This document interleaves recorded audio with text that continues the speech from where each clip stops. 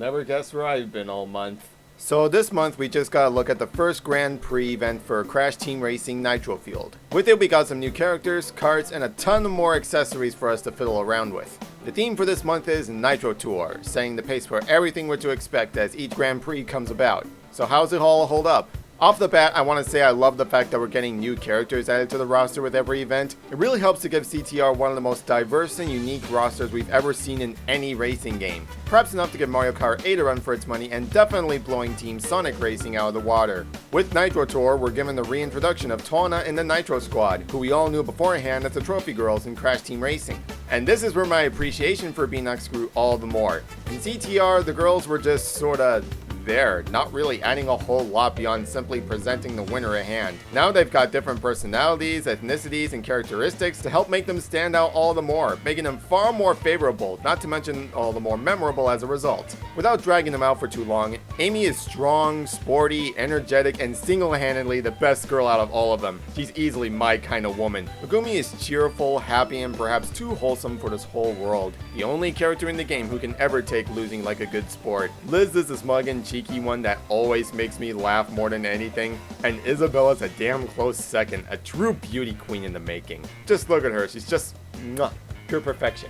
But the real star of the show here is Tawna, the gal everyone in their manhood has been begging for to be in Nitro-Fueled since the very beginning. Well worth the wait, and honestly, they did an excellent job bringing her back in full swing, her personality being more of the sassy girl type of woman. It just works so well for her. We also got a bunch of new carts like the Bandit Buggy and the LeChow from Crash Tag Team Racing, as well as the newly introduced Rocket. And I say it's relatively new because I don't think a model like this exists in any of the past racing games, and so I don't spread any misinformation. No, this is not the car from the mobile games as everyone claims it is. Does this look anything like the modified Trike to you? The new costumes we got are also pretty sweet. Feral Cortex and Biker Crash are an absolute highlight. Looking forward to whatever else comes around in the future since we know for a fact this will be a thing with every Grand Prix. And of course, with each event we get a new track. This month is Twilight Tour, with a nice Egyptian theme and a really neat day and night system going into it. I hear these newer tracks are based on Crash Tag Team Racing, and I hope that's legit because I'm seriously getting some major Toontown vibes from this level design.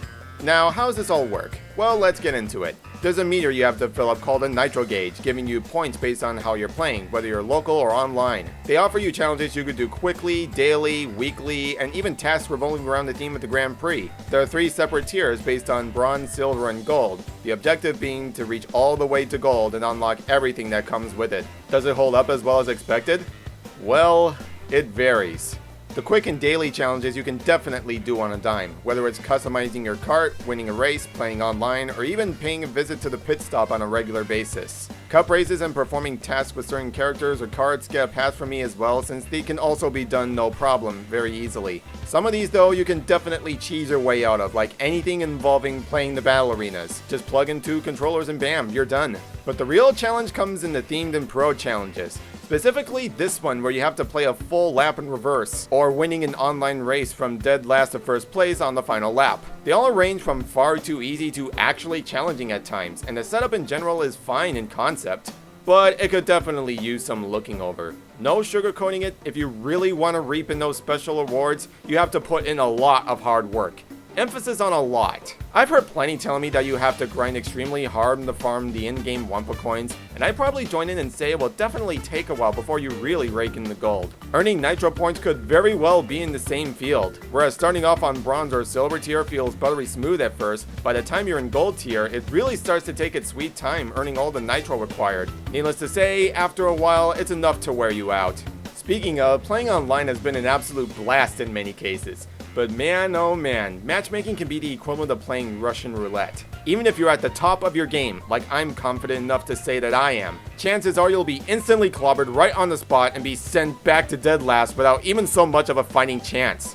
It's enough to prove CTR is by no means the type of game that holds your hand every minute. Thankfully, as of this recording, there's a patch to cool down the time clocks and warp orbs being spammed every other second, because there's no denying the fact that this makes playing online far too stressful for my liking. As far as my advice goes, just make sure you have some friends on board to play with. Not only will it be much more of a breeze for you, but it'll definitely benefit everyone when it's Wumpa time and you're playing for extra coins when the multiplayer is active. Now, thankfully, I can report that I've gone all the way to unlock Motorsport Tawna. Twice.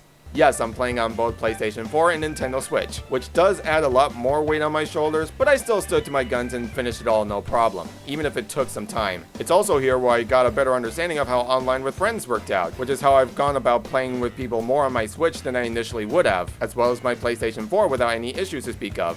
Well, for the most part anyway.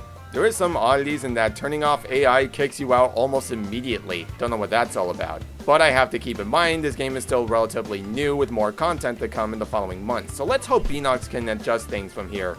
In closing, this Grand Prix system is but a slow start. It's got a solid concept for earning prizes and rewards, but I definitely feel it could be refined quite a bit to make the process less time consuming and more smooth like for everyone involved. I love having the Nitro squad back. I love having Amy and Isabella as my top mains. I love their efforts in bringing Tawna out of obscurity and actually doing something with her beyond having her be the simple damsel in distress. There's so much to adore, but with enough work, I'm confident Beenox will turn things around to make the next Grand Prix to come much better than what we got here. And for everyone who was unable to unlock everything with earning Nitro, I sincerely hope their statement is true and we wind up seeing them again in the pit stop at a later time. I know for a fact they said they would, but in my eyes, seeing is believing, and I definitely want to see this deal pull through without a hitch. That said, I can hardly wait for Baby T next month. Bring in the next Grand Prix, Beenox.